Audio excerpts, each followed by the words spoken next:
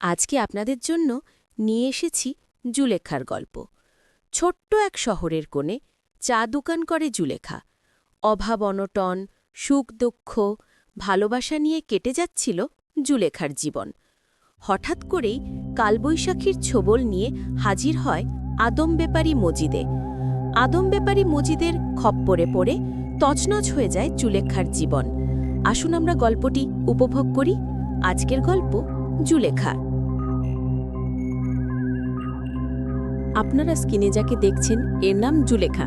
আজকের গল্পটি জুলেখাকে নিয়ে। জুলেখা এক শহরের কোণে ছোট্ট একটি চা দোকান করে অভাবের সংসার। স্বামী নিশাখোর, কোনো রকম করে এভাবেই চলে যায় সংসার। এই যে দুজনকে দেখছেন এরা হচ্ছে পাতিনেতা ঝন্টু আর মন্টু। এরা দুই ভাবির দোকানে চা খেতে আসে।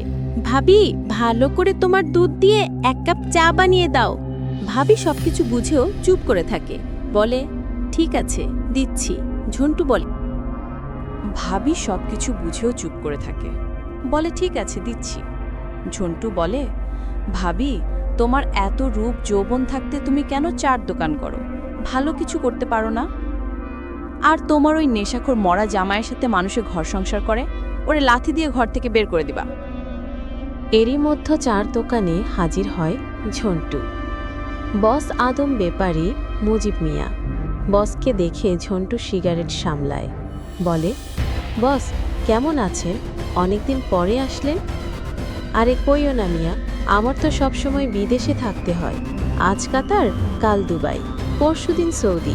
আর শুনো, কাজের কথা কই, দুবাইতে কয়টা ভিসা আনছি, মহিলাগো ভিসা। কাজ কাম তেমন কিছু না, ওই বাসা বাড়ির কাজ। সাহেবগুলো খেদমত করতে হইব, ওই সাহেবগুলোর একটু আদর যত্ন করতে হবে আর কি। তোমাগো কাছে মাইয়া মানুষ আছে নাকি?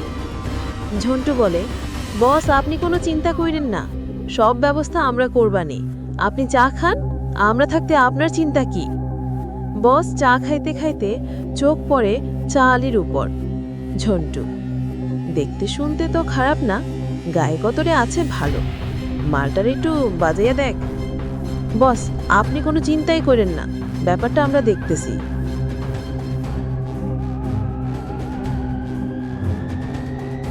ঝন্টু ভাবি, তোমার তো কপাল খুলে গেছে, তোমার আর পায়ে কে? ভাবি কেন ভাই, কি হইছে? এই যে ভাইরে দেখলা না, ভাই তোমারে পছন্দ করছে। আরে না মানে, ভাই বিদেশে লোক পাঠায়, আমি ভাইরে কইয়া তোমারে বিদেশে পাঠিয়ে দিবানে। বিদেশে গেলে তোমারে পায় কে? তখন তো টাকা আর টাকা, তখন তো পার উপরে পা তুইলা খাবা, নরম বিছানায় শুবা, তখন আর তোমারে পায় কে? ভাইজান যে কি কন, এত শুকিয়ে গরিবের কপারে জুটবে? আপনি যখন এত কইরা কইছেন, একটু ভাইবা দেখি ভাইজান, আপনাকে জানাবানে। ছিঁড়া কাথায় শুয়ে চাঁদ ধরা কি আমাগো মানায়? বোকার মতো কথা কইও না তো, জীবনে সুযোগ সবসময় আসে না। আচ্ছা ভেবে দেখো, আমি অন্য সময় আসবানে।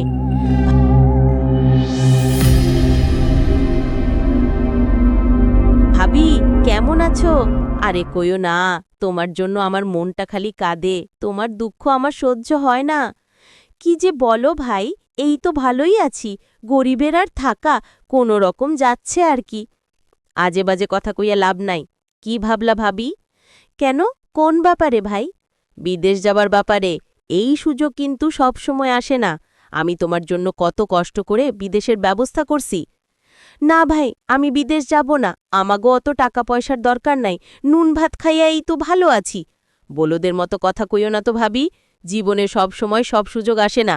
রাজি হয়ে যাও, কত কষ্ট করে আমি এই ব্যবস্থা করছি, শুধুমাত্র তোমারে ভালোবাসি তাই। তোমার কষ্ট আমার সহ্য হয় না। না ভাই, আমি যাব না। আমরা ঘরের মহিলা, ঘরে নিরাপদ না, ভিন দেশের গিয়া টাকা কামাইতে পারুম না। বিদেশের ব্যাটারা ভালো না, জীবন গেলেও ওইসব করে টাকা কামাইতে পারুম না। এসব তুমি কি বলো? এত কষ্ট কইরা মাথার ঘাম পায়ে ফেলাইয়া তোমার জন্য করলাম, এখন তুমি কি কও এসব? জীবনের সুযোগ বারবার আসে না, আরেকবার ভেবে দেখো। আমি গেলাম। আচ্ছা যান, ভালো থাইকেন। কাজটা তুমি ভালো করলা না, আমার কথা মনে পড়বে, তোমারে আমি দেখা নিমো। কি কইরা ভালো থাকো। এভাবেই ঝন্টু চলে যায়। জুলেখা তার ছোট্ট চার দোকানটি নিয়ে জীবন জীবিকা চলতে থাকে। গল্পটি ভালো লাগলে সাবস্ক্রাইব করবেন, ফলো করবেন, সাথে থাকবেন।